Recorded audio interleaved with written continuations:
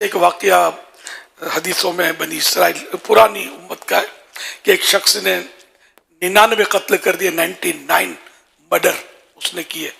اب اس کو احساس ہوا کہ مجھے توبہ کرنی چاہیے، شاید کوئی راستہ مل جائے. کسی نیک آدمی کو نظر آیا تو اس نے کہا کہ مجھے توبہ کرنی ہے، میں اتنے سارے قتل کیے 99.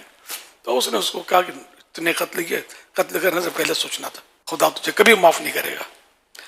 وہ مایوس ہو گیا، دل میں مایوسی چھا گئی ہے، اب میں نہیں بخشا جاؤں گا، چلو سینچری پوری کرتے. اس نے اس کو بھی قتل کر دیا. پھر اس کو احساس ہوا نہیں یار، کوئی راستہ نکالنا چاہیے، شاید کوئی صورت ہو. پھر وہ تلاش میں رہا تو ایک اللہ کا نیک بندہ اس کو ملا، اس سے اس نے بات کی.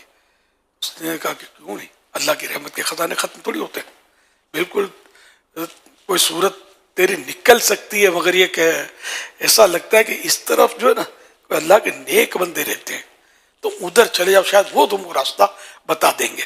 تو یہ اس طرف چلا راستے میں بس وہ پہلے ہماری طرح آج کل کی سفر تو ہے نہیں، دھوپ سردیاں یا جو بھی تھا، اس میں وہ بیمار ہو گیا اور مرنے پڑ گیا. چاروں طرف جنگل بیابان کچھ بھی نہیں. اب وہ لیٹ گیا، لیٹ کر مرنے سے پہلے اس نے اپنا رخ، اپنا سینہ ان نیک بندوں کی آبادی کی طرف کر دیا. چلا اور کیا کر سکتے، میں پہنچ تو نہیں سکا، یوں کیا اور اس کی روح قبض ہوئی. رحمت کے فرشتے اور عذاب کے فرشتے دونوں اترے. عذاب والے کہتے ہیں کہ 100 قتل کیے ہیں، لے جائیں گے. اور رحمت کے فرشتے فرمانے لگے کہ یہ توبہ کے لیے چلا تھا اور نیک بندوں کی طرف یہ گیا تھا.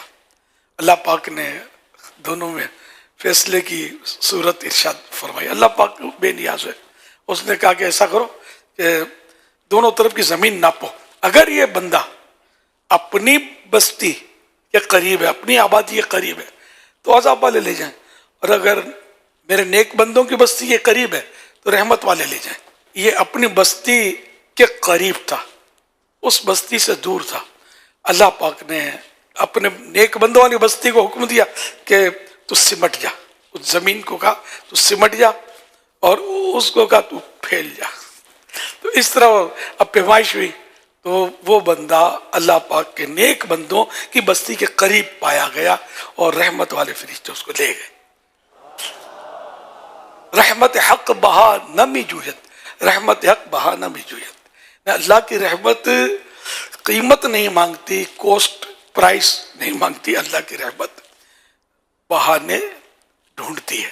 رب بے نیاز ہے، بے پرواہ ہے، اس کو ہماری عبادتوں کی کوئی پرواہ نہیں ہے، ہمارے گناہوں سے اس کا کوئی نقصان بھی نہیں ہے.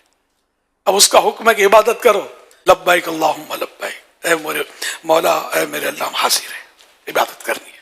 اس نے فرمایا گناہ مت کرو، یا اللہ نہیں کریں گے، تو نے حکم دے دیا گناہ نہیں کرنا.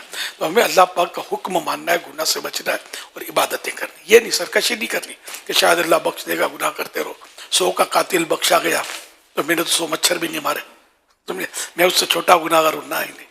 یہ بھی نہیں سوچنا ہے کہ کسی چھوٹے گناہ پر بھی رب پکڑ لے، چھوڑانے والا کون ہوگا.